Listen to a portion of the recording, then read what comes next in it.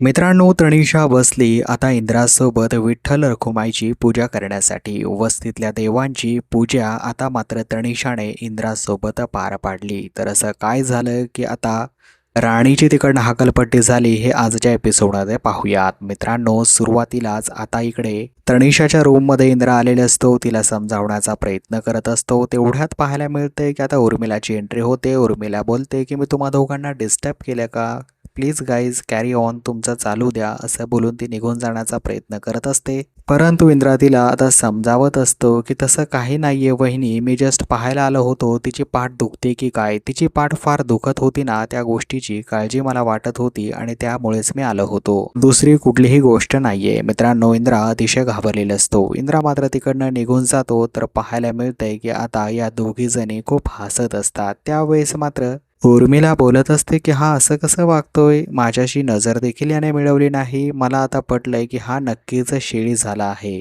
खरंच तनिषा, तुला मानलं पाहिजे, तू एका वाघाला शेळी करून टाकलंस. तर इकडे मित्रांनो आता राणी बिचारी सुंदर तयार होत असते. तिने तिच्या मेकअपला सुरुवात केलेली असते. सुंदर अशा बांगड्या घातलेल्या असतात आणि साज शृंगार तिने केलेला असतो. तेवढ्यात इंद्रा मात्र तिकडे पोहोचतो. इंद्रा पोहोचल्यानंतर मित्रांनो तो आता टेन्शनमध्येच असतो, विचारामध्येच असतो. तर राणीला असं वाटत असतं तिच्या नवऱ्याने तिच्याकडे पाहावं, तिचं कौतुक करावं. आता राणी बोलत असते की तुमच्या डोळ्यांना काही झालंय का सर, मी डोळे पुसून देऊ का? त्यावेळेस इंद्रा बोलत असतो की असं का बोलत आहेस राणी. त्यानंतर राणी बोलत असते, अहो सर, तुम्ही माझ्याकडे पाहत देखील नाही आहात, काय झालंय नेमकं, तुमच्याशी काय माझं बिनसलं आहे? तुम्हाला मी आता आवडेनाशी झाली की काय, बायको बदलायची की काय, असं मात्र आता ती बोलत असते. त्यावेळेस इंद्रा टेन्शनमध्ये येतो आणि असं बोलतो की तसं काही नाहीये राणी, मला तू खूप आवडतेस, मला तुझ्यासारखीच बायको जन्मोजन्मी मिळावी अशी मी विठ्ठलाचरणी प्रार्थना करत असतो. मग मात्र आता राणी बोलते की तरी देखील तुमचा चेहरा उतरल्यासारखा का आहे बरं सर, यामागचं कारण आज मला कळूच द्या. त्यावेळेस मात्र इंद्रा तिला सांगत असतो की राणी, हे अतिशय मोठं कारण आहे आणि ते म्हणजे आपल्या बिझनेसबाबत. मला जे पैसे दिले आहेत ना, म्हणजेच तनिषाने 15 करोड रुपये, ते रिटर्न देण्याचं टेन्शन माझ्या डोक्यात आहे. त्यावेळेस राणी बोलते की त्यांनी लगेच पैसे मागितलेत का? मी मात्र त्यांची समजूत काढू का? मी त्यांना समजावून सांगते, त्या पैसे मागणार नाही. त्यावेळेस इंद्रा काही एक बोलत नसतो मित्रांनो आणि राणीच्या बिचारीच्या डोक्यात एक नवीन प्लॅन येत असतो. तो प्लॅन म्हणजेच राणी बोलत असते की सर, मी मात्र माझे दागिने देण्याचा प्रयत्न करते. माझे सर्व दागिने दिल्यानंतर थोडे दिवस तरी त्या गप्प राहतील आणि तुम्हाला काही एक टेन्शन येणार नाही. तसा मार्ग जो आहे तो आता मित्रांनो राणीने इकडे काढलेला असतो. तर इंद्रा बोलत असतो की तसं नको करायला. त्यानंतर मित्रांनो पाहायला मिळतंय राणी बोलते की सर चला माझ्या ब्लाऊजला पिन लावून द्या. त्यावेळेस मात्र आता इंद्रा जो आहे तिच्या ब्लाऊजला पिन लावत असतो. तर पिन लावताना जोरदार पिन जे आहे राणीला टोचते आणि राणी बोलते की सर तुम्ही खाली बसा बरं, तुमचं काय चाललंय मला समजतच नाहीये, एवढं कसलं तुम्ही टेन्शन घेत आहात? आत्ताच मी सांगितलं ना की आपण मात्र या गोष्टीवरती काहीतरी मार्ग काढूयात.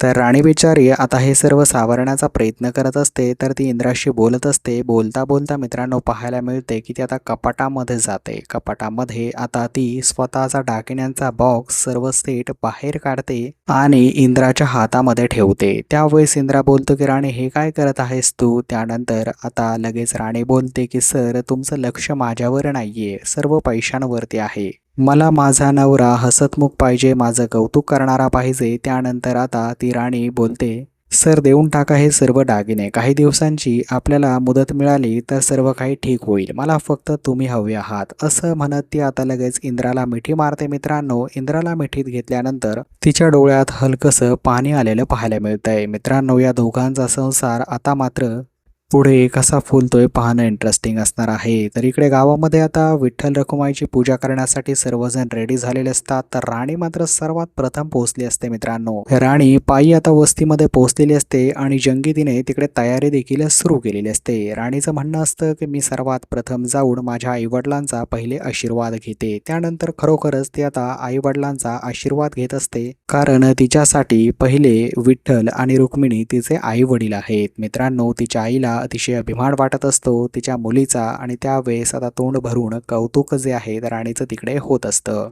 गोट्या मात्र टिंगल टावळ्या करत असतो. गोट्या बोलतो की भावा, तू अतिशय सुंदर दिसत आहेस. तर घरी मित्रांनो इंद्रा आणि आता मालती आणि आबा हे दोघं जण म्हणजेच हे दोघे तिघे जण मिळून आता एका कारमधनं निघालेले असतात. त्यांना 2 कार लागणार असतात, एक कार मागणं येणार असते. तर गुरुजी मात्र इकडे राणीला सांगू लागतात की राणी, पूजा मात्र मुहूर्तावरतीच झाली पाहिजे बरं. तुला आता लवकरात लवकर जावई बापूंना बोलावं लागेल. त्यानंतर आता राणी बोलत असते की हो, ते निघालेच असतील. परंतु मित्रांनो, इकडे तनिषा आणि मात्र आपल्या उर्मिलाचा डाव सुरू असतो. उर्मिला बोलत असते की काय करायचं आहे. तनिषा बोलते की मी तुला ही बॉटल देत आहे. त्यानंतर ती काहीतरी प्लॅन तिला सांगते आणि आता तिकडनं निघून जाण्याचा प्रयत्न करते. त्यावेळेस मात्र आता उर्मिलाच्या पोटामध्ये अचानक टोचू लागतात. तर उर्मिला बोलते या खोटा पोटाचा मला खूप आता त्रास होत आहे. काय करू या पोटाचं. त्यावेळेस आता असं बोलत ती आता खाली आलेली असते. त्यावेळेस मित्रांनो रत्नाईला ती विचारते की निघायचं का आपण. तर रत्नाई बोलतात की तनिषा कुठे. त्यानंतर उर्मिला सांगते की तनिषाचं काहीतरी दुखत आहे. तर मित्रांनो पाहायला मिळते आता सर्वजण तिकडे पोहोचलेले असतात. म्हणजेच इंद्रा आणि आता आबा मालती पोहोचलेले असतात. त्यांचं स्वागत आता इकडे गावातले सर्व वस्तीतले लोक करत असतात. त्यांना खूप आनंद वाटत असतो.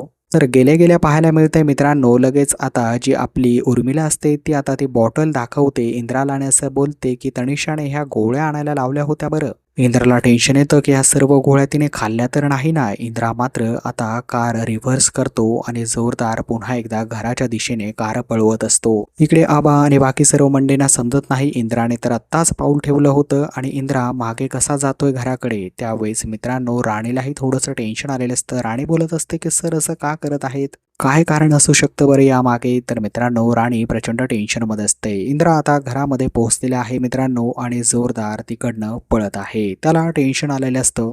तनिषाने नको ती गोष्ट करायला नको. तर मित्रांनो आता इकडे तनिषा सिगरेट पीत बसलेली असते. मित्रांनो ती बाई सुधारणार कसली. ती आता जोरदार तिकडे सिगरेटचा धुवा मारत असते. तिला टेन्शनच नसतं. त्यावेळेस ती बोलत असते की माझा इंद्राला मी मात्र आता माझ्या ताब्यात कसे घेते हे सर्वजण तुम्ही पाहालच. मित्रांनो असंच ती मनाशी बोलत असते. तर इंद्रा मात्र जोरजोरात दार आपटत असतो. त्याला टेन्शन आलेलं असतं की आतमध्ये ही बेशुद्ध तर झाली नाही ना. आणि तो आता टेन्शनमध्ये मित्रांनो तिकडे आरडाओरडा करत असतो आणि तनिषा नेहमीप्रमाणे हसत असते, ओरडत असते. तर मित्रांनो आतमध्ये आता ती मजा मारते आणि इंद्रा इकडे मोठ्याने ओरडतोय. तर इकडे मंडपामध्ये जे पाहायला मिळते उर्मिला बोलते की वर्क झालाय बरं प्लॅन तुझा.